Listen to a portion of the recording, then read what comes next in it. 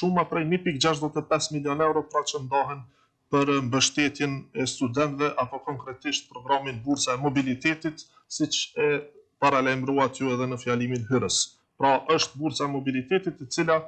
për herë të parë fillon zbatimin dhe do të mbështes grupin e parë të studentëve prej 10.000 sosh, pra 10.000 student, në ndërkohë presim edhe konfirmimet nga universitetet sa i përket vjushmërisë dhe aktivitetit të studentëve të tjerë,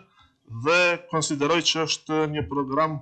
i cili do të ketë impakt të jashtëzakonshëm, sidomos për ata studentë pra që vinë nga familje të cilat nuk kanë edhe aq tepër mundësi dhe për më tepër vinë edhe nga zona më të larta të vendit, sepse siç e thatë edhe ju, bursa pra do të përcaktohet apo niveli i bursës varësisht nga distanca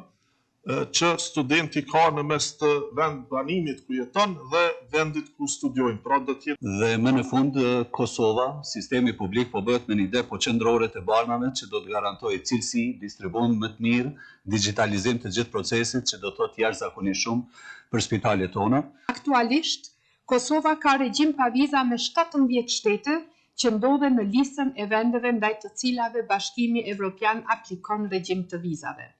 Rregullorja që i dha Republikës Kosovës statusin e lëvizjes pa viza thekson qartë se për të siguruar një menaxhim të rregullt të migracionit dhe për të garantuar një mjedis sigurt,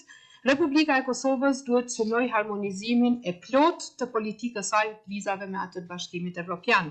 Po ashtu, me qëllim të zbatimit të agjendës së reformave në kuadër të instrumentit për reforma dhe rritje ekonomike për Ballkanin Perëndimor, Kosova është zotuar të harmonizojë politikën e saj të vizave me atë të Bashkimit Evropian,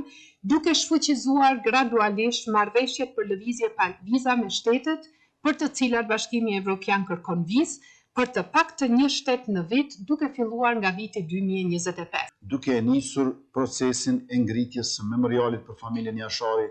dhe epopejën e UÇK-s në Bashkinë Hore Arbreshve në Itali. Ky projekt do të jetë donacion i qeverisë sonë për komunitetin Arbresh në Itali.